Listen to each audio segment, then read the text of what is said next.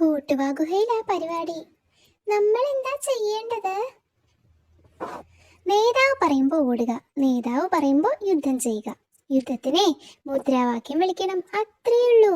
പുല്ലും പഴവും തിന്ന് നടക്കുന്നവരുടെ കാര്യം നോക്കാനും അവസാനം ഒരു നേതാവ് ഉണ്ടായല്ലോ. നമ്മൾ ഒറ്റക്കെട്ടായി ആഞ്ഞടിച്ചാൽ ഈ കടുവയും പുലിയും സിംഹവും ഒക്കെ നെട്ടോട്ട് മൂടുമെന്നേ. അയ്യോ, എന്താടേ ഇത്? വാ നോക്കാം. ഇറച്ചി തിന്നുന്നവർക്കെതിരെ സസ്യഫുക്കുകളുടെ യുദ്ധം. സൈന്യത്തിലേക്ക് ആളെ എടുക്കുന്നു. സസ്യഫുക്കുകൾ കോട്ടുവ ഗുഹയിൽ എത്തിച്ചേരുക.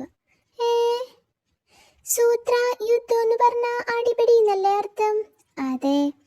അയ്യടാ, ഒരടിപിടി കണ്ടിട്ട് കുറച്ച് ദിവസമായി. മണ്ട ഇവന്മാരൊക്കെ കൂടി നമ്മളെയാ അടിക്കാൻ പോകുന്നത്. ദേ അതാണ് കോട്ടുവ ഗുഹ. ഹൂഷ്, രണ്ട് തടിമാടൻ പോത്തുകളാ കാവല്. അകത്തെന്താ പരിപാടി? അറിഞ്ഞിട്ട് എന്ത് വേണം? ഞങ്ങളുടെ നേതാവ് വരുന്നു. നേതാവേ, സൈന്യം ഉണ്ടാക്കും. സൂക്ഷിച്ചോ, ഞങ്ങളുടെ സൈന്യം നിങ്ങളെയൊന്നും ഇനി വെച്ചേക്കില്ല. ആരാ നിങ്ങളുടെ നേതാവ്? ഇപ്പൊ വരും, ഞാൻ ആളെ കണ്ടിട്ടില്ല. അങ്ങേര് അടിപിടിയാണോ പഠിപ്പിക്കുന്നത്? മുദ്രാവാക്യമാ ആദ്യം പഠിപ്പിക്കുക, അടിപിടി രണ്ടാമതാ. മുദ്രാവാക്യം വിളിച്ചുകൊണ്ടാണ് ഞങ്ങളുടെ യുദ്ധം, അതുകൊണ്ട് ആദ്യം അത് പഠിക്കണം.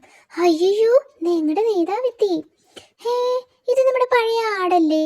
പടയാളികളുടെ ശ്രദ്ധയ്ക്ക്, നേതാവ് പറഞ്ഞു തരുന്ന മുദ്രാവാക്യം തെറ്റാതെ എല്ലാവരും ഏറ്റു ചൊല്ലണം. പറയൂ. മുഷ്കന്മാരെയും ശുഷ്കന്മാരെയും ഭോഷ്കന്മാരെയും നിഷ്കാസനം ചെയ്യുക. കുൽസിതന്മാരായ ബീഭത്സന്മാരെ ഭത്സിക്കാൻ ഉത്സാഹിക്കുക. പക്ഷി സങ്കേതമായ വൃക്ഷങ്ങളിലെ ഭക്ഷണം അക്ഷീണം പരീക്ഷിക്കുന്നവരെ ഭക്ഷിച്ച് ശിക്ഷിക്കുന്നവർ സൂക്ഷിക്കുക. നിർമ്മലരായ കൂർമ്മബുദ്ധികളെ ധർമ്മക്കാരാക്കുന്ന കർമ്മങ്ങൾ മർമ്മത്തടിക്കുമെന്ന് ഓർമ്മിക്കുക. മുദ്രാവാക്യം ഒരുത്തനും പഠിക്കാൻ പറ്റാത്തത് കൊണ്ട് അങ്ങേര് സൈന്യം പിരിച്ചു വിട്ടു.